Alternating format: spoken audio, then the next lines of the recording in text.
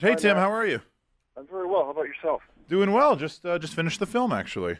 Oh, did you? And, Yeah, I hope it wasn't a waste of 2 hours of your time. it was not, and that's actually where I want to start because you see a Canadian movie, and especially a Canadian war movie, when you hear about it first, you're like, okay, it's not going to be Private Ryan, but it actually was. This is Oh, the well, geez, that's thrilling to hear you say that. it's like the first Canadian war film I've seen that actually doesn't look like a Canadian war film. You know what I mean? Yeah, I'll take that as a compliment. And it should be. Yes, it should. It most definitely should be. And maybe we should start there. How difficult is it to go on a Canadian budget to make a war film? Well, as you can imagine, there's a lot of challenges. And, it's a period piece. We had challenges not only from finding locations where you can, put a tank on the beach and lots of pyrotechnics and guys running around with guns, but there's also the budget. And Right. so we were hard-pressed on both counts. And it was one of those things when the broadcaster came to me and said, hey, we'd love you to help us make this film, I was elated, and I was very proud to be a part of it. And then about 3 hours later, as I was sitting at home, I thought to myself, how the heck are we going to pull this off? What did I get myself into? Hopefully it came off in the end as a very positive piece, and we've had some great feedback. So, I can give you more details if you want in terms of the locations and the budget, all that kind of stuff. Well, yeah, sure. I heard it was filmed up on Lake Huron in Ontario. It was. We shot in various locations, but all the action sequences on the beach were on Lake Huron, Ensemble Beach. And, we had a bit of a snag because we were hoping to use Ipperwash, which is an amazing resemblance to Juno Beach. In fact, when the government expropriated the land back in 42, I think it was, from the First Nations people who were living there, they did so because it so resembled Normandy, and so they wanted to train on that land, and so there's these wonderful dunes there. We had a deal with the band in Ipperwash, and it was actually the Department of National Defense that said, we got a problem here. It's not really their land. We kind of got in the middle of a dispute about whose land it was because the Indians have been living there for quite a while. Right. But they said there's lots of unexploded ordnance, and it would be unsafe for us to film there, and we'd have to do a number of things that would basically, from the time we needed to shoot, it couldn't have happened. When did you film it? We filmed last May, June of 2010, so this time last year. Wow. And of course, we had a Remembrance Day premiere on History Television, and so it was, with all the special effects and the editing, and it's a long piece. We delivered it, I think, to the broadcaster about 12 hours before I went to air. Oh, really? Wow. Yeah, it was kind of we were on the edge of the razor on that one. Yeah, I'm sure. The storming of the beach scene that you were just talking about, did you shoot it in like 50 takes, or was it 50 cameras in just a few takes? Or maybe not 50, but it was a bit of both. I know exactly what you mean. Yeah. The key of shooting those scenes on the beach was initially we had 5 days to pull it off. Okay. And essentially we had to have we worked out a game plan. And I had an excellent first assistant director by the name of Joel Hay. And basically, Joel and I worked out a plan whereby day one would be getting the guys out of the landing craft.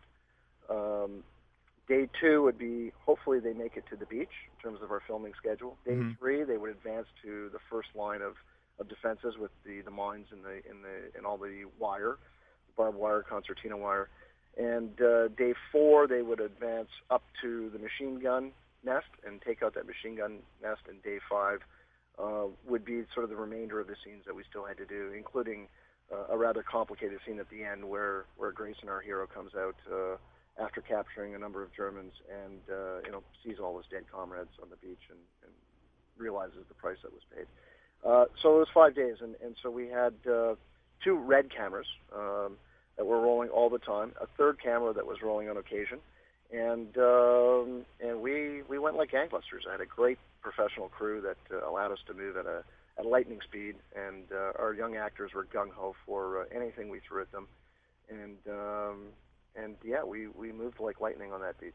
Did you try and get name actor, or did you want unknowns? Well, to be perfectly blunt, we didn't have the budget to go with what you call ACTRA or union actors. Right. The price difference was substantial. It was hundreds of thousands of dollars. Yeah, it usually is. And to be quite honest, it wasn't something that at the end of the day I was crushed by, because the fact of the matter is that all the soldiers that so bravely stormed Juno Beach were all young men. They were 18, 19, 20, 21-year-old guys, and so we wanted to cast people who were likewise in age, and so we scoured a lot of different theater schools in and around Toronto, Montreal, Ottawa, and came up with what we thought were the best of the best. And these guys had very little acting experience in terms of being on camera, but what they delivered, I think, speaks for itself. They were just remarkable young actors. Yeah, it sure does. And they certainly are. The title, Storming Juno, this is still Normandy, though, correct? It is indeed. There was 5 beaches that all had code names. You had Sword, you had Gold, which were to be assaulted by the British. You had Juno, which was taken by Canadians. That was the code name. And then you had Omaha and Utah, which were American designated code words for their 2 sections of beaches. Did you fear using Juno in the title would be too unknown for most of the public, or did you care? Well, there was some debate about that. I don't think it's, some people when they hear Storming Juno, they might say, that must be, World War II Canadian story. Or others might not have a clue. But hopefully, if you see, if it's a poster, or if you see the DVD cover, or if you see a promo clip on television, hopefully you'll be able to connect the dots. You mentioned television. That got me thinking. Did you shoot knowing there would be commercial breaks? We did, yeah. Oh, okay. That's always a challenge. When the script was written, we basically chunked together the film, once it's assembled, so that it's one contiguous piece, and then we sort of look for what is the best places to break it up for commercial breaks. Right. And there's won't bore you with the details, but there's a guideline that the broadcasters give you, and they say it's best to go for a break, much like you guys would do on your radio station, right, at a given time. Exactly. I like it reminded me of Traffic and the fact that the color treatment changes right after they storm the beach. I don't want to give away too much, obviously, the film for people who haven't seen it, but But I thought that was really cool, a way of breaking up the film also into 2 separate pieces of happy and just terrified and nervousness. Yeah, well, that was. I'm glad you picked that out. You've got a good eye, and for much of the audience, those kinds of things are very subtle, and some people pick it up and some don't. But there was a lot of thought and a lot of decisions that were made, not only throughout the shooting of the film, but also through the post-production phase. How hard was it to get some of that archival footage, or was the government pretty open with getting it to you? Yeah, no, they were great, but what we managed to pull off was to go back to the original sources and have copies made of the original film. And oh, wow. So you've got that footage from Grant. I think it's the first time it had been done in decades, so the quality is absolutely remarkable. Yeah, it looked good. It worked well, interspliced with all the new footage. It didn't look I don't know how you pulled that off. Maybe that was part of the color treatment, but well, we had seen that footage in advance of shooting. And then the process was then to order it and see if we could get to the actual the originals and have copies made. And it's one thing that I think people have in mind, and I certainly did in the very early days of this project, is that you expect, like Private Ryan, the next landing craft to be 30 yards away from you. But by the time these guys actually hit the beach, they all spread out. And there was about a football field distance between the next landing craft. So by the time these soldiers hit the beach, they are very much alone, and the only thing that they're facing is their enemy, which are in pillboxes and the concertina wires and the mines that are both in the water and on the sand, and 88 bunkers with these terrifying anti-tank guns, and the Canadians' reality is we landed on one of the most fortified beaches that day. Mm-hmm.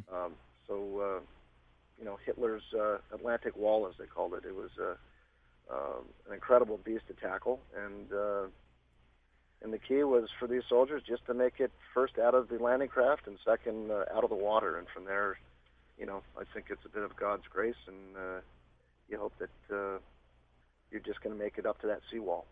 Yeah. What brings you so close to World War II? Because I know you worked on Nazi hunters too on the History I Channel. did. I guess I've always been a war buff, always been a history buff. And much like Michael Cott, who was at the time the lead broadcaster, he said it's high time that we make a Canadian film that can celebrate what our vets did, while some of them are still alive. And I agreed wholeheartedly with Michael's ambition. And so this is really a film for the vets, and it's also for I think some of the younger generation of Canadians who if they hear the words Juno Beach, they may not know exactly what that means. And hopefully this film will go a long way towards not only entertaining, but as importantly, informing Canadians about the sacrifice that soldiers made that day. Yeah. You said something earlier that got me thinking, and I'm sorry I didn't mention this earlier. Shooting on Lake Huron in May and June is cottage season. Are there any crazy stories of people wandering onto the set?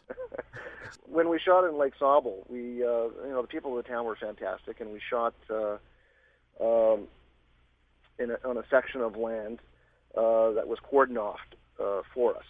And but mind you, there's a lot of people standing around watching, and from what I understand, there's a number of phone calls to the local Ontario Provincial Police Department. People claiming they heard very loud explosions and gunfire at all hours, and of course they didn't know we were filming.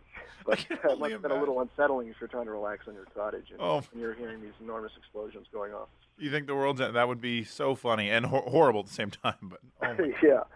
But no, the locals were very kind to us and very patient with us.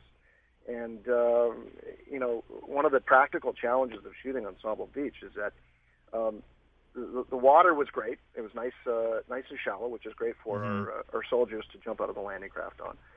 A nice, long, expansive beach to work their way up to the obstacles like the bunkers and machine gun nests, water nests, etc. But and we also had some nice rolling dunes. But beyond those dunes, which are very, very short, is lots of cottages and lots of decks. So if we tilted up too high, you would see literally people's cottages. Right. And so with the magic of CGI and computers, we were able in certain shots to literally cut out above the dune line and replace cottages with what were exact replicas of what the architecture and buildings were like, based on archival photos and footage of Courcelles-sur-Mer, the town that was actually there. That was all CGI? That's all CGI. Wow. It's come a long way. That's crazy. We would have needed a budget like Private Ryan to do a build. If that was a Hollywood film, they would have just built the town of Courcelles-sur-Mer, or at least the facade facing the beach. Well, you couldn't tell it was CGI. Not at all. Well, these guys were excellent, and they worked tireless hours to pull that off. And again, they were working right up until the deadline. Yeah. It was a real collective effort. What's next for you? What do you want to do next? Right now, I'm actually spending a fair bit of time in Manitoba. I'm doing a feature-length film for the National Film Board of Canada with Eagle Vision and Entertainment One, based on Indian residential schools. And, interesting. We've interviewed a number of survivors. We've written a script based on their actual testimony of their experiences at various schools, and it's going to be a 2-hour docudrama. So we have the interview subjects basically telling their own story, and then they're all dramatized faithfully to what they experienced. That's fantastic. We do something on the show called 5 Questions. 5 quick questions, 1-word answers. Make them easy for me. I hope you ask when World War II was, or when D-Day was. Yeah, no, just don't worry. They're simple, but they're kind of tricky. All right, throw them at me. Spielberg or Scorsese? Scorsese. Lennon or McCartney? Have to go with John Lennon. Kubrick or Hitchcock? Oh, that's a toughie, but Hitchcock's my man on that one. Cool. Film you're most proud of? I would say Storm and Juno. Cool. In 1 word, Tim Wolochatiuk. Thankful.